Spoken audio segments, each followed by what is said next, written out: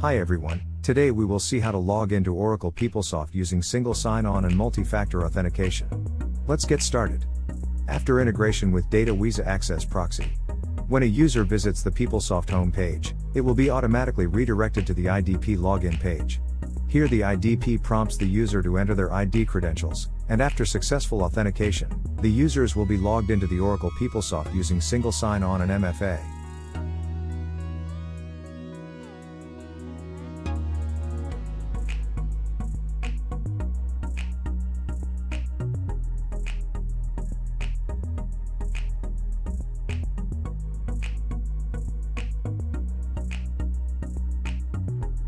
Now the user can start using the PeopleSoft as usual. We can see all pages functions working well. Datawiza enables single sign-on and MFA for any application with the identity provider of your choice. Thanks for watching.